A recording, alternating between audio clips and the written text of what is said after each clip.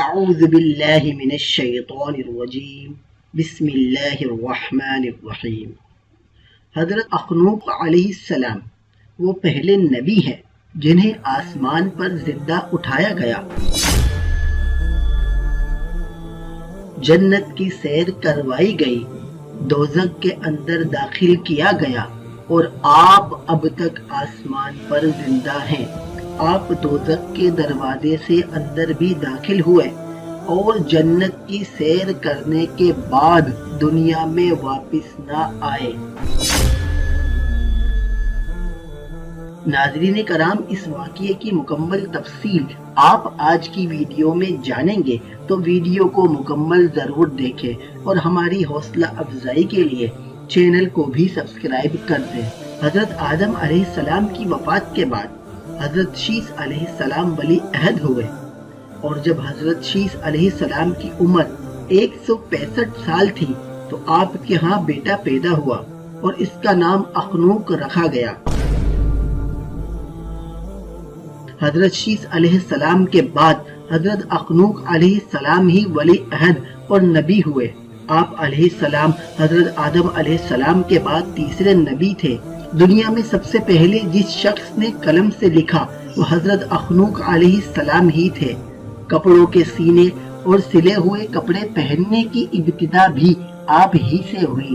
اس سے پہلے لوگ جانوروں کی کھالیں پہنتے تھے۔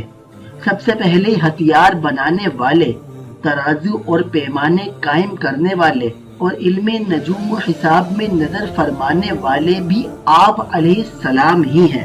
اللہ تعالیٰ نے آپ پر 30 صحیفے نازل فرمائے اور آپ اللہ تعالیٰ کی کتابوں کا بکثرت درس دیا کرتے تھے، اس لیے آپ کا لقب ادریس ہو گیا۔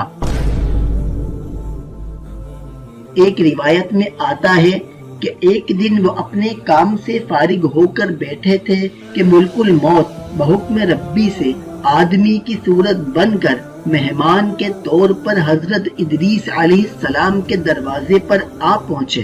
حضرت ادریس علیہ السلام صائم الدہر تھے۔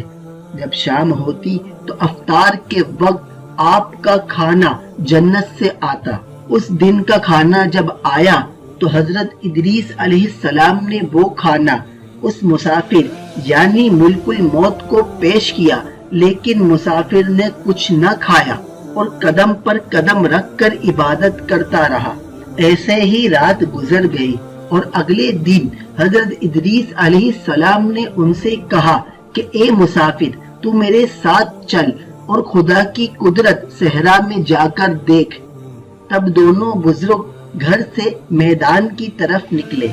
جاتے جاتے ایک گیہوں کے کھیت میں پہنچے تو ملک الموت نے کہا کہ چلو چند خوشے گیہوں کے لے کر دونوں کھاتے ہیں، لیکن حضرت ادریس علیہ السلام نے فرمایا کہ عجب ہے، رات کو تو نے حلال کھانا نہ کھایا اور اب حرام کھانا چاہتا ہے۔ پھر وہاں سے دونوں بزرگ دوسرے باغ میں پہنچے، وہاں بھی انگور دیکھ کر حضرت اسرائیل نے کھانے کا قصد کیا تو حضرت ادریس علیہ السلام نے فرمایا کہ کسی غیر کی چیز بغیر اجازت کے کھانا حرام ہے۔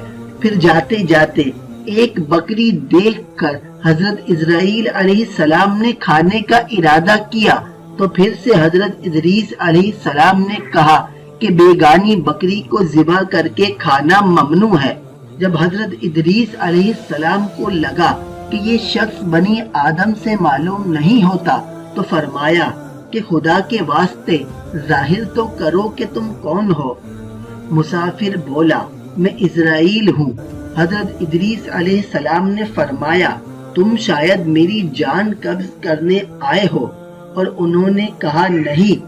حضرت ادریس علیہ السلام نے فرمایا کہ ایک بار میں بھی موت کا مزہ چکھنا چاہتا ہوں کہ کیسا ہوتا ہے، تم میری روح قبض کر کے دکھاؤ۔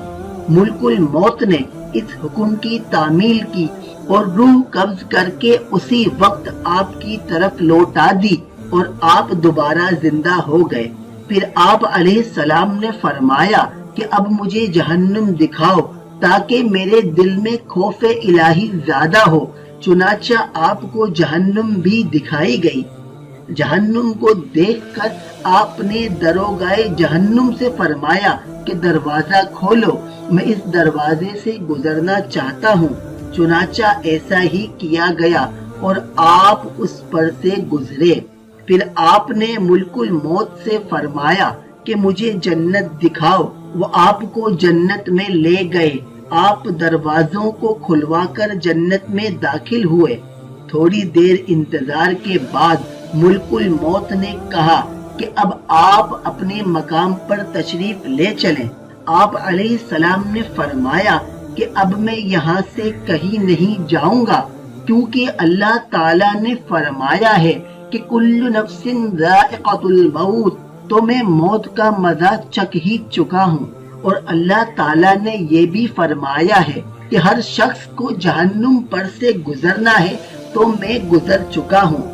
اب میں جنت میں پہنچ گیا، اور جنت میں پہنچنے والوں کے لیے خداوند کریم نے یہ فرمایا ہے کہ جنت میں داخل ہونے والے جنت سے نکالے نہیں جائیں گے۔ اب مجھے جنت سے چلنے کے لیے کیوں کہتے ہو؟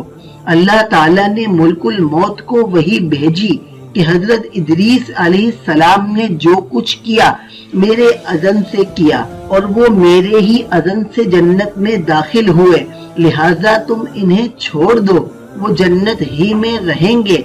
چنانچہ حضرت ادریس علیہ السلام آسمانوں کے اوپر جنت میں ہیں اور زندہ ہیں۔